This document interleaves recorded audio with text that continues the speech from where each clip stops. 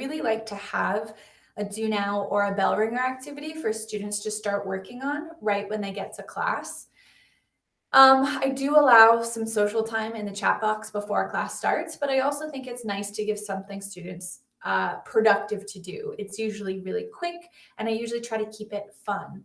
Because I am a language arts teacher, a lot of times that is free write prompts or describing funny images, things like that, just that feel engaging and interesting that students want to do at the start of class.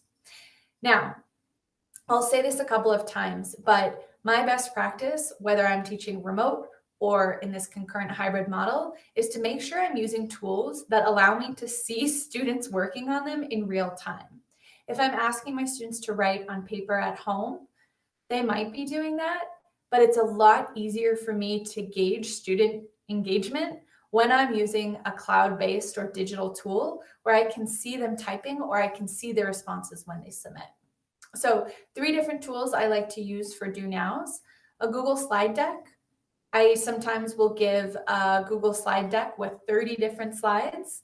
Each student will have their name on one, and they go onto that Google slide deck to write that story or to add an image or to describe something. I could do the same thing in a Google form as well and see them as they submit. But what I like to do most often is I like to use a Google Classroom question. If you've never used Google Classroom questions before, they are pretty fantastic. Over here on my Google Classroom, you'll see I'm in a new question. Typically, where it says question at the top, I actually don't put the question there, but I label it like I do all the rest of my work in Google Classroom. So with the week number, the day number, and what type of activity it is. So this is a do now discussion question. Then in the instructions, I actually put the question itself. Here's the question I want you to answer. Or if I am having them watch a video and answer a question, or look at an image and describe it, I could also add that media down here at the bottom left from my drive, or I could search directly from YouTube. So let's say we are looking at pronouns. I can go ahead and grab a YouTube video that I'd like them to watch for that do now activity. Videos have been one great benefit of remote learning for me as do nows, because students at home can be watching them with full volume. If you are doing do now video-based activities in a full-time classroom or in a hybrid classroom, just make sure students have access to headphones or that they're regularly bringing headphones so that they can listen to those videos. Over here on the right-hand side, there is just one important feature that I like to point out. You have 2 options here. The first is students can reply to each other. I love this feature because as much as possible, I like students to see each other's work because they learn so much from each other. So if it applies, have that checked on, and then after they submit their answers, they'll be able to see each other's in sort of a chat room style discussion. Or students can edit answer. I also like to have this checked on just in case a student submits his response, looks at the classmate answers, and then realizes maybe he was way off track, wants to go back and change his answer.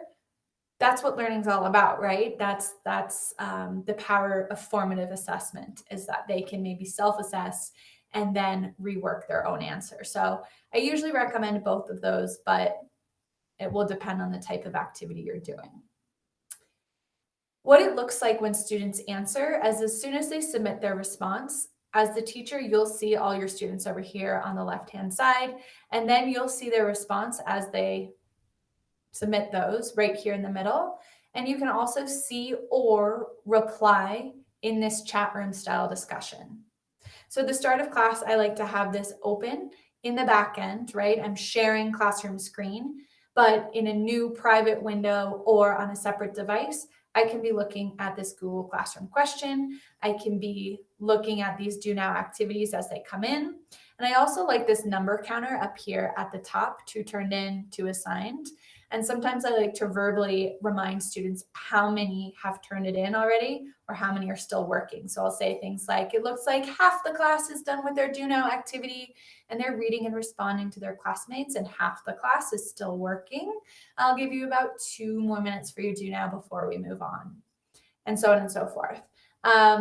Most of the time, that's all this is. Sometimes if we have extra time or if it applies, I'll ask students if they want to share from their do now, or I'll point out specific responses that I really like.